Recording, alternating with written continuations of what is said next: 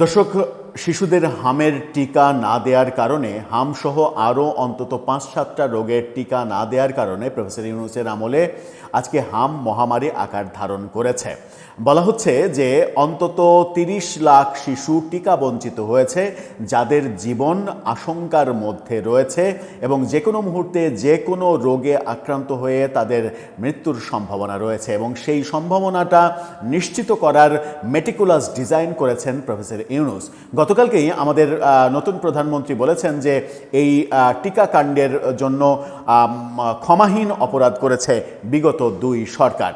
আর technically তিনি অন্তর্বর্তী সরকারে ইউনূস সরকারের সাথে আওয়ামী লীগ সরকারকেও জড়িয়েছেন, কিন্তু বিশ্ব স্বাস্থ্য সংস্থা হুয়ের তথ্য মতে আওয়ামী লীগের আমলে টিকা কার্যক্রমে বিশ্বে অন্যতম একটা রেকর্ড গড়া হয়েছিল। সেই রেকর্ড বাংলাদেশ গড়তে পেরেছিল। ৯৭% টিকাদান কর্মসূচি সম্পন্ন, ৯৭% শিশুদের টিকাদান কর্মসূচি সফল করতে পেরেছিল কিন্তু আওয়ামী লীগ সরকার। আওয়ামী লীগ সরকারের অন্য অনেক দোষ থাকলেও টিকা কার্যক্রমে বিশ্বে একটা নতুন নজির স্থাপন করেছিল। এই তথ্য আওয়ামী লীগ সরকারের না, এই তথ্য WHO থেকে প্রাপ্ত তথ্য। কিন্তু বর্তমান প্রধানমন্ত্রী বিগত সরকারকেও আওয়ামী লীগ সরকারকেও দায়ী করেছেন প্রফেসর ইউনূস সরকারের সাথে। দায়ী করতেই পারেন, দায়ী যদি থাকে তাহলে তার বিচার হওয়া উচিত, সেই প্রশ্নই উঠছে। কিন্তু কালের কণ্ঠ আজকে ভয়াবহ একটা ইনভেস্টিগেটিভ রিপোর্ট তৈরি করেছে, যে রিপোর্টে উঠে এসেছে প্রফেসর ইউনূসের সব কাণ্ড, এবং সেই কাণ্ডের প্রেক্ষিতে এটা নিয়ে যে বলা যায় যে কার দায়, কিভাবে এটা হলো, এই খোঁজ করাই শুরু হয়নি, বিচার তো অনেক দূরের কথা। সেই ভয়াবহ প্রতিবেদনে কি বলা হচ্ছে, বাস্তবতা কি বলছে, টিকাদান কর্মসূচি নিয়ে কি ধরনের ছেলেখেলা করা হয়েছে প্রফেসর ইউনূসের আমলে, সেই চিত্র উঠে এসেছে। যেখানে প্রধানমন্ত্রীর দায় দেয়া আওয়ামী লীগের ব্যাপারেও বলা হয়েছে যে আওয়ামী লীগের আমলে টিকাদান কর্মসূচিতে কোনো ধরনের কোনো অবহেলা দেখা যায়নি। অন্য অনেক সেক্টর নিয়ে ছেলেখেলা করলেও টিকাদানে আওয়ামী লীগ ছিল বিশ্বের অন্যতম সফল একটা দেশ হিসেবে বাংলাদেশকে পরিণত করার পেছনের কারিগর।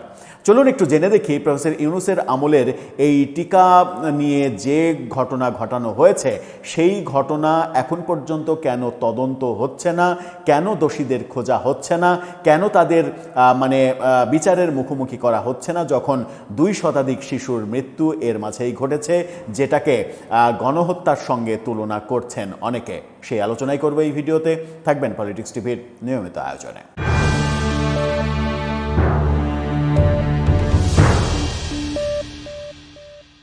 দর্শক, বলছিলাম প্রফেসর ইউনূস সরকারের আমলে টিকা নিয়ে যে খেলা হয়েছে, যে সর্বনাশ করা হয়েছে, সেই সর্বনাশের কোনো ধরনের খোঁজ খবর, তদন্ত এগুলো শুরু হয়নি বলে কালের কণ্ঠের অনুসন্ধানে বেরিয়ে এসেছে। কালের কণ্ঠ প্রায় লিড নিউজ এবং অর্ধপৃষ্ঠার বিশেষ স্টোরি তৈরি করেছে, যেটা ভেতরের পৃষ্ঠায় গিয়ে আরও অনেক বড় স্টোরি।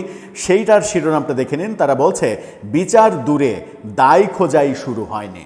অর্থাৎ এটার পেছনে কাদের দায়, কিভাবে দায়, কি ঘটনা ঘটেছে, এটার ব্যাপারে কোনো ধরনের কোনো তদন্তই শুরু হয়নি, এমনটা কালের কণ্ঠ বলছে। তারা বলছে, শুধু হাম কেন, আরও তো 5টি নিয়মিত টিকা আছে, সেগুলোর কি অবস্থা?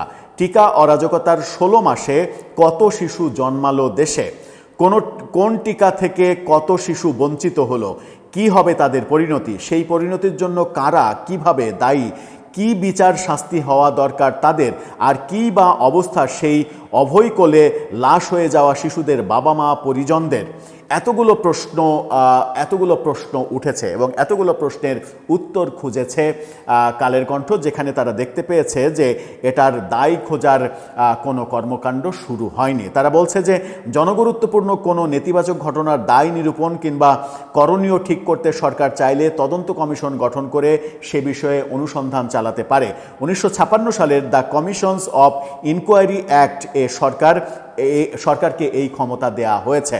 যে ক্ষমতা কথা বলে প্রফেসর ইউনূস ওই বিডিআর হত্যাকাণ্ডের তদন্ত কমিশন তৈরি করে মন গড়া একটা রিপোর্ট দিয়েছিল, সেই দৃশ্যও আমরা দেখেছি। সরকারের একটা তদন্ত কমিশন করার যে অধিকার রয়েছে সেই অধিকারটাকে যাচ্ছেতাইভাবে ব্যবহার করেছিল প্রফেসর ইউনূস, কিন্তু সেই অধিকারটাকে পজিটিভভাবে ব্যবহার করতে এখন পর্যন্ত বর্তমান সরকারকে দেখা যাচ্ছে না। কালের কণ্ঠ বলছে আড়াই তিন মাসে অতি সংক্রামক হাম ও হামের উপসর্গ নিয়ে দেশে 2 শতাধিক মৃত্যুর তথ্য জানিয়েছে স্বাস্থ্য অধিদপ্তর। প্রতিদিনই আরও মৃত্যু হচ্ছে। শিশু জন্মের পর থেকে 6 ধরনের নিয়মিত টিকা না পেয়ে দেশে আরও অন্তত 30 লাখ শিশু ভয়ানক স্বাস্থ্য ঝুঁকিতে পড়ে গেছে বলে কালের কণ্ঠের অনুসন্ধানে উঠে এসেছে। এর জন্য ডক্টর ইউনূসের নেতৃত্বে সাবেক অন্তর্বর্তী সরকারের নীতিগত ভুল সিদ্ধান্ত ও টিকা অব্যবস্থাপনাই দায়ী বলে কালের কণ্ঠ এবং বিভিন্ন সংবাদ মাধ্যমের খবরে উঠে এসেছে। অন্তর্বর্তী সরকার পক্ষ থেকে আবার খুবই দুর্বল কণ্ঠে পতিত আওয়ামী লীগ সরকারের ওপরে কিঞ্চিত দোষ চাপানোর সুর শোনা যাচ্ছে। বর্তমান বিএনপি সরকারের তরফ থেকে অবশ্য 2 আমলকেই দায়ী করা হচ্ছে। প্রায় মহামারী আকার ধারণ করা হামের পাশাপাশি টিকা বঞ্চিত লাখ লাখ শিশুর মধ্যে অনেক রোগ ছড়িয়ে পড়ার আশঙ্কার পেছনে সরাসরি শান্তিতে নোবেলজয়ী ডক্টর ইউনূস ও তার স্বাস্থ্য উপদেষ্টা সহ সংশ্লিষ্ট ব্যক্তিদের বিরুদ্ধে অভিযোগের তীর তীব্রভাবে ছোড়া হচ্ছে। জাতীয় ও আন্তর্জাতিক সংবাদ মাধ্যমে এ নিয়ে বিস্তর প্রতিবেদন তৈরি হয়েছে এবং হচ্ছে। এ বিষয়ে এরই মাঝে হাইকোর্টে একটা রিট মামলা এবং সরকারকে একটি লিগ্যাল নোটিশ, পাশাপাশি দুর্নীতি দমন কমিশন দুদকে আবেদন দাখিল করা হয়েছে।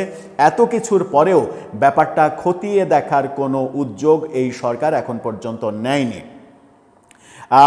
এই ব্যাপার নিয়ে কালের কণ্ঠ অনুসন্ধান করেছে।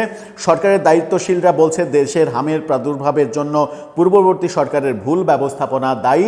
এটা বলে এক ধরনের দায় সারা মনোভাব দেখাচ্ছে, কিন্তু এখন পর্যন্ত কোনো তদন্ত করছে না। স্বাস্থ্য অধিদপ্তর বলছে অন্তর্বর্তী সরকারকে তারা দায়ী করছে এবং এই অন্তর্বর্তী সরকারের অব্যবস্থাপনার কারণে টিকা ব্যবস্থা বন্ধ করে দেওয়ার জন্যই এই মহামারী আকার ধারণ করেছে, এটা স্বাস্থ্য অধিদপ্তর বলছে। রাইট টু লাইফে সরাসরি আঘাত এমন অভিযোগ করা হচ্ছে। অন্ন, বস্ত্র, আশ্রয়, শিক্ষা ও চিকিৎসা ও কর্মসংস্থানকে জনগণের মৌলিক উপকরণ বলা হয়। সেখানে চিকিৎসা অন্যতম মৌলিক অধিকার। সেই মৌলিক অধিকার বঞ্চিত করে শিশুদেরকে মৃত্যুর কোলে ঠেলে দেওয়া হয়েছে এবং সংবিধানে পরিষ্কার বলা আছে যে এই ব্যাপারে শিশু সনদের 24টি অনুচ্ছেদ শিশু স্বাস্থ্য ও পুষ্টি সংক্রান্ত, সেই অনুচ্ছেদগুলোতে বলা আছে যে এই ধরনের কর্মকাণ্ড করলে কি শাস্তি হবে। তদন্ত কমিশন গঠন অতি জরুরি, এই বাস্তবতা অনেক বিশেষজ্ঞ বিশ্লেষক বলছেন, কিন্তু এখন পর্যন্ত সরকার এই ব্যাপারে কোনো ধরনের কোনো তদন্ত কমিশন গঠন করেনি, যেটা অনেককেই হতাশ করছে বলে কালের কণ্ঠ বলছে। কিন্তু রহস্য হচ্ছে কেন এখন পর্যন্ত এই ব্যাপারে কোনো তদন্ত কমিশন গঠন করা হলো না, সেটা একটা বড় প্রশ্ন। তাহলে কি এই সরকার চাইছে যে প্রফেসর ইউনূসের এই দোষগুলো ঢেকে দিতে, এই দোষগুলো যেন প্রকাশ্যে না আসে, দোষগুলো যেন প্রমাণ না হয়, সেটা তারা চাইছে? তারা এটা চেয়ে তাদের লাভ কি, সেই প্রশ্নও তো আসবে। যদি কেউ বলে যে সরকার প্রফেসর ইউনূসকে বাঁচাতে চাইছে, তাহলে সম্পূরক প্রশ্ন তো আমি করতে পারি যে প্রফেসর ইউনূসের এই অপকর্ম থেকে তাকে বাঁচিয়ে এই সরকারের লাভ কি? নাকি প্রফেসর ইউনূস এখনও বাংলাদেশের রাজনীতির জন্য একটা বড় ফ্যাক্ট, নাকি আন্তর্জাতিক কোনো চাপ রয়েছে যে প্রফেসর ইউনূসকে কিছু করা যাবে না? এদিকে বিজনেস স্ট্যান্ডার্ড বলছে দেশে হামে মৃত্যু 10 বছরের মধ্যে সর্বোচ্চ, আক্রান্ত 66% শিশু, টিকার একটা ডোজও পায়নি। কি ভয়াবহ তথ্য!